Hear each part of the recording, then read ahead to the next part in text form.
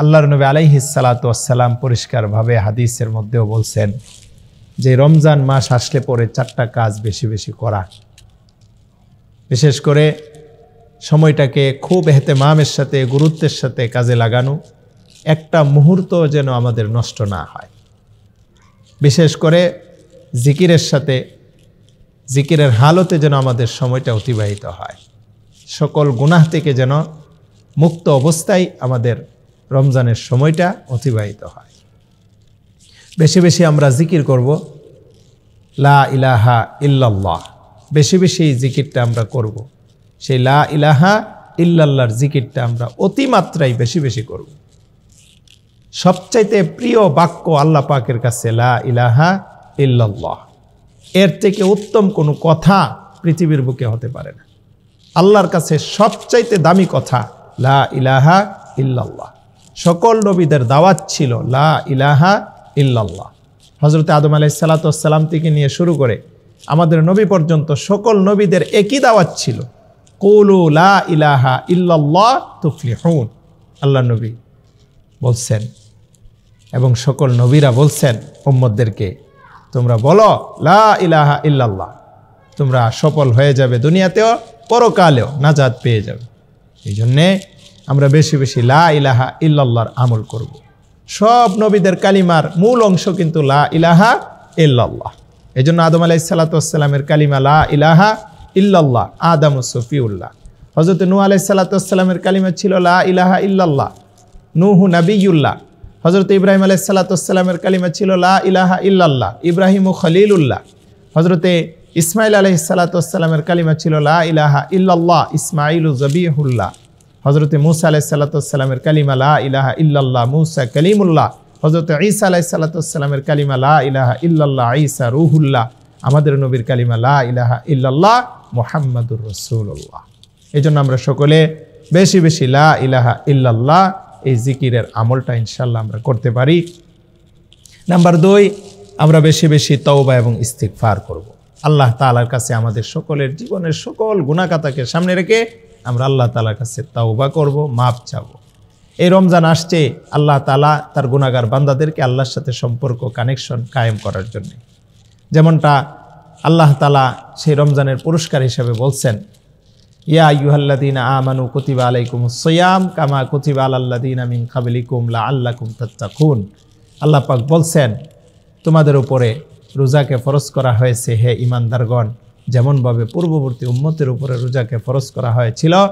কেন? তার পুরস্কার আল্লাহ নিজে বলেন লাআল্লাকুম তাত্তাকুন, যাতে করে তোমরা মুত্তাকি, আল্লাহওয়ালা, আল্লাহর ওলি, আল্লাহ পাকের বন্ধু হতে পারো। এই জন্য আল্লাহ পাকের ওলি আর বন্ধু হওয়ার জন্য সবচাইতে আমাদের মধ্যে প্রতিবন্ধক হইল গুনাহ।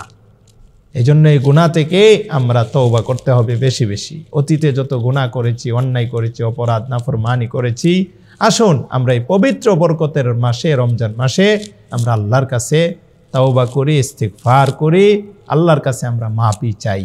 আল্লাহ পাক যেন আমাদের সকলের গুনাহখাতা আল্লাহ তাআলা মাফ করে দেন।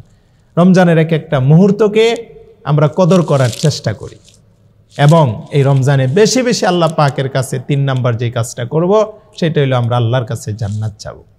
আমরা সবাই আল্লাহর কাছে আল্লাহুম্মা ইন্নী আসআলুকাল জান্নাতা, আল্লাহ আপনার কাছে আমি জান্নাত চাই। আল্লাহুম্মা ইন্না নাসআলুকাল জান্নাতা, আল্লাহ আপনার কাছে আমরা জান্নাত চাই। এরপরে 4 নাম্বার যে কাজটা আমরা করব, জাহান্নাম থেকে আমরা আল্লাহর কাছে মুক্তি চাবো।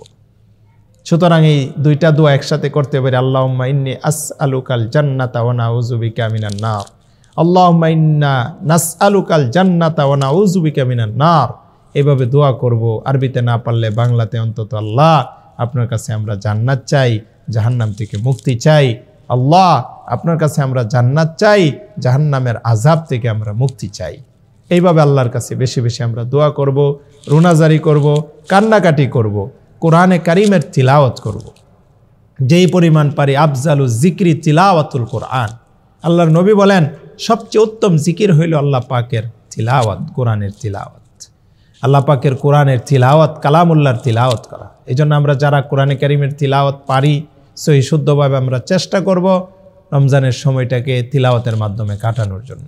এক একটা মুহূর্তকে আমরা গনিমত মনে করব। আল্লামা মুফতি মুশতাকুর নবী কাসিমি দামাত বারাকাতুম বলেন, এই রমজান মাসের এক একটা মুহূর্তের দাম রমজান ছাড়া রমজানের এক একটা মুহূর্তের দাম সেই 70,000 বা 70 গুণের থেকেও বেশি। তার কারণ রমজানের এক একটা আমল সহিহ হাদিসে আসছে 70 গুণ তার মর্যাদা বেড়ে যায়, কোনো রেওয়াতে আসছে 700 গুণ তার মর্যাদা বেড়ে যায়। এরকম 70 এবং 700 আসলে এটা মূল কথা নয়। মূল কথা হইল যার ভিতরে যেই পরিমাণ আল্লাহ পাকের আজমত, মহাব্বত, গুরুত্ব, সেই পরিমাণ মর্যাদা আল্লাহ তাআলা রমজানের আমলের মাধ্যমে দান করবেন। এই জন্য রমজানের এক একটা মুহূর্তকে আমরা কদর করব। আমরা যেই পরিমাণ পারি বেশি বেশি ইনশাল্লাহ ইবাদত করব। খোলাসা কথা, আমরা বেশি বেশি লা ইলাহা ইল্লাল্লাহ পড়ব এবং আমরা তাওবা এবং ইস্তিগফার করব এবং বেশি বেশি জান্নাত চাবো, জাহান্নাম থেকে আমরা মুক্তি চাবো। আল্লাহ নবী হাদিসে পাকে বলছেন এই 4টা কাজ তোমরা রমজান আসলে বেশি বেশি করো। এই জন্য আসুন আমরা সেই 4টা কাজ বেশি বেশি করি, পাশাপাশি কোরআনে কারিমের তিলাওয়াত আমরা করব এবং গুনাহ থেকে আমরা ইনশাল্লাহ মুক্ত থাকব। আল্লাহ পাক যেন আমাদেরকে তৌফিক দান করেন। আসসালামু আলাইকুম ওয়া রাহমাতুল্লাহি ওয়া বারাকাতুহু।